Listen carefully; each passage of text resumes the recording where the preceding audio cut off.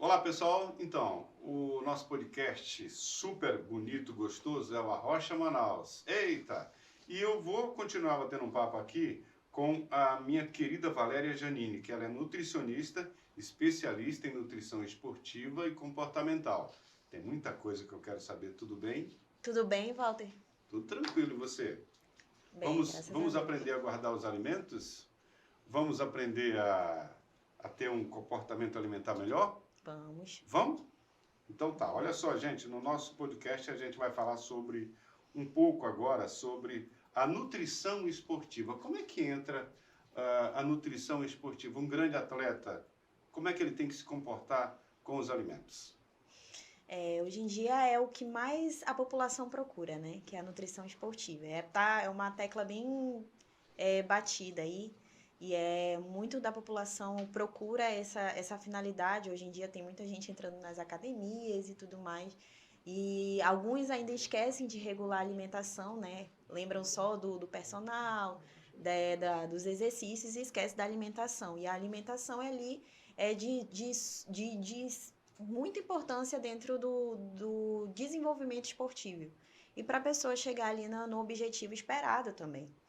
Então, existem alimentos que ajudam nesse rendimento esportivo, né? Fazem com que a pessoa consiga render mais, consiga ter mais energia, mais disposição. E isso é tudo uma cadeia, né? Não só a alimentação é de muita importância, mas a regulação do sono também. Então, quem está começando ali nos exercícios físicos, esquece de ligar para o sono, para a alimentação e foca ali só na execução dos exercícios, né? Mas isso tudo a gente instrui, a gente regula, né, a questão do sono e da alimentação também. Deixa eu lhe perguntar, nas academias hoje oferece um monte de coisa dentro das academias, além dos ferros, do peso, não sei o que e tal, Uhum. e do personal. Complementos alimentares, complementos não sei o quê, esse tipo de coisa é permitido para o atleta que quer uma vida saudável ou não? Com certeza. Só que é como eu falei, é preciso alinhar todas os profissionais, né? Sim. Então, quando é claro que hoje em dia é muito difícil a pessoa ter condições de ter vários profissionais à sua disposição. Mas a pessoa tendo uma instrução básica a respeito, já consegue ter um objetivo muito bom, né? Então, por exemplo, a pessoa vê, ó, quais são os alimentos que eu preciso incluir ali como um pré-treino para melhorar ali o meu rendimento esportivo. Quais seriam esses alimentos pré-treino? Olha, depende muito da questão do horário, Hum, né? Então, por exemplo, quem vai treinar dentro de 1 hora ou menos, tem 30 a 1 hora. Eu sempre indico alimentos de carboidratos de alto índice glicêmico. sim. Excluir proteína e gordura. Por quê? A proteína e a gordura, ela causa uma má digestão. Então, a pessoa, quando ela vai estar treinando, ela se sente enjoada, sente a pressão caindo, né? Sente o estômago ali digerindo alguma coisa. E isso eu falo por experiência própria, porque já aconteceu comigo. Então, esses carboidratos de alto índice glicêmico, eles caem na corrente sanguínea e fornecem energia para aquela pessoa desenvolver durante o treino. Quais são esses alimentos? Pão, né? Muita gente abomina o pão achando que não, pão não pode, para quem quer emagrecer, pão pode. Mas a gente tem que utilizar de estratégias dentro da nutrição. Então, quando a gente utiliza essas estratégias, a gente consegue absorver ali daquele alimento o benefício que ele tem pra gente. Então, todo alimento não existe esse negócio de tal alimento engorda, tal alimento emagrece. Tudo depende. Então, depende da estratégia que você utiliza dentro ali da sua alimentação. Se você conseguir conciliar a sua alimentação com os treinos e o decorrer do seu dia, você consegue extrair os benefícios daquele alimento.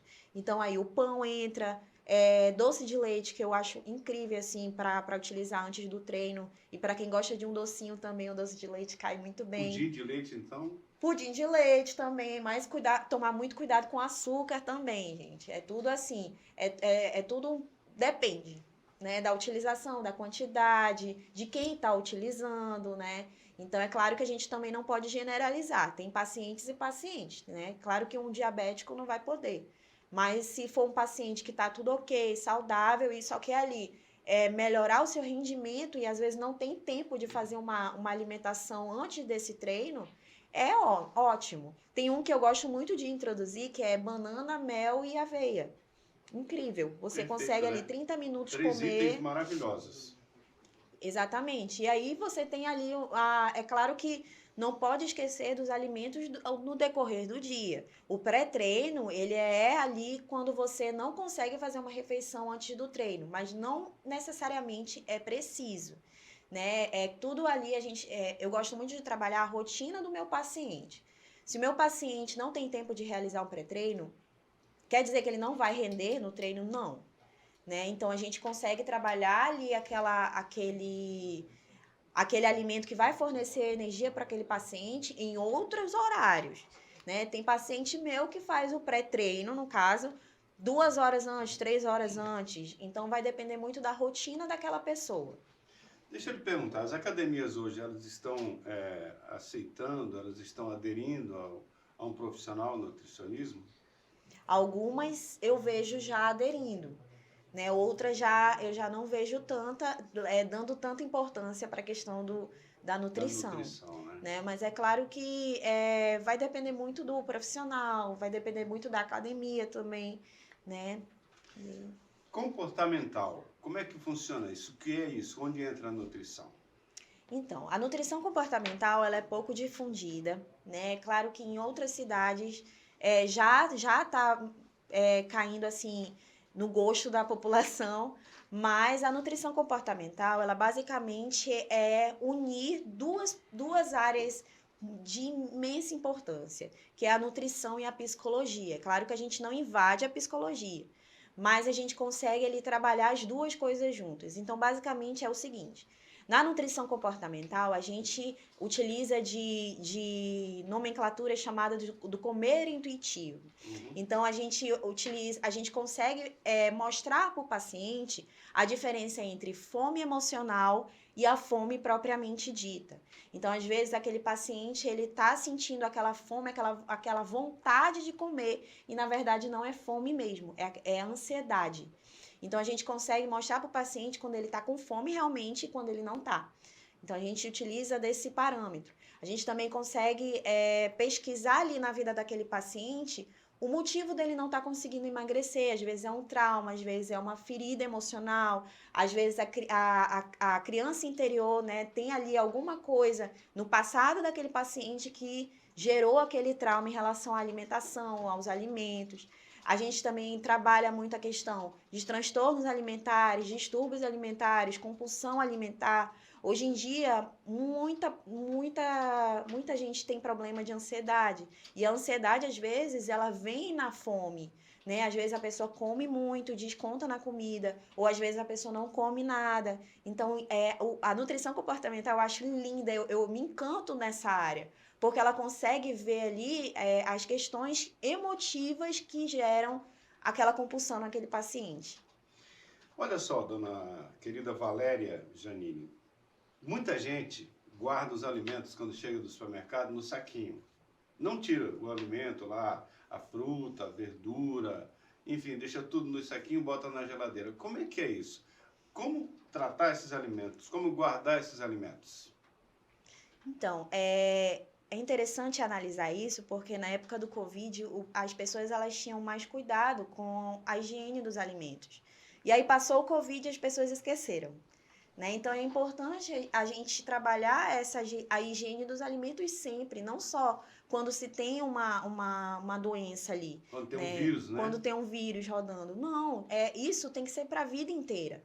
A mesma coisa da questão da alimentação saudável, é uma vivência, é para a vida toda. Então, a higiene alimentar é importante para evitar muitas coisas. Ou até seja, porque, tem que lavar tudo. Exatamente, até porque a gente sabe que a maioria dos vegetais, dos legumes, tem agrotóxicos. Mesmo que esses agrotóxicos eles não saem na higiene, né, dos alimentos caseira, mas é importante a gente higienizar para evitar bactérias, micro-organismos que às vezes estão instalados ali naquele alimento.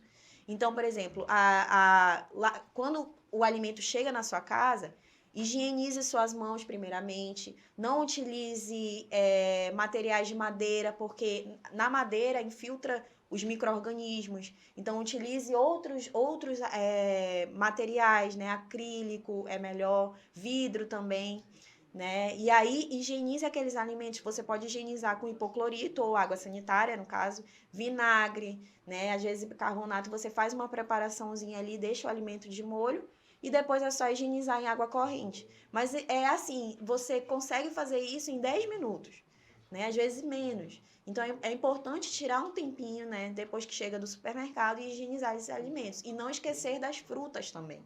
Muita gente lembra só dos legumes, só das verduras, dos folhosos, né, da alface, da couve e esquece. Pois é, esquece das frutas. As frutas precisam ser higienizadas também, ainda mais para comer com casca, é preciso serem higienizadas. Bom, obrigado pela participação no nosso podcast Arrocha Manaus. Foi muito bom falar sobre higiene na alimentação, nutrição no esporte. Quem está a fim de ter uma barriga tanquinho, né? Não tem? A minha é caixa d'água. Não tem problema. Mas tem como, né? Tem como. Muito bem. Obrigado, viu? Eu que agradeço. Onde encontrar a Valéria Janine? Então, minhas redes sociais é @NutriValeriaJanine. Lá você encontra o meu WhatsApp, o meu contato. Tem alguns posts informativos lá, algumas informações a meu respeito. Eu faço atendimento tanto presencial quanto online. Eu também vou até a casa do paciente, que é o chamado home care, né? Caso o paciente tenha alguma dificuldade de se deslocar, eu vou até a casa do paciente, faço exame físico, faço exame de bioimpedância, tenho todo esse acompanhamento pré-consulta, consulta presencial e o pós-consulta. Isso é muito importante, né? Isso que eu falo para todos os meus pacientes. O pós-consulta é imprescindível.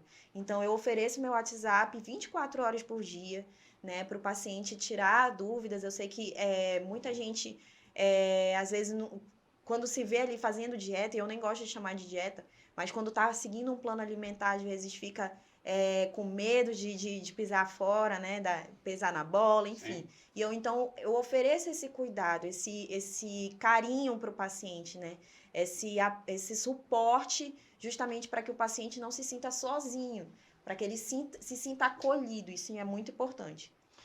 Valeu, obrigado. Eu que agradeço. Sucesso sempre. E você pode nos seguir nas nossas redes sociais, tá lá, nosso Instagram. Procura aí, tá bom? Arrocha Manaus.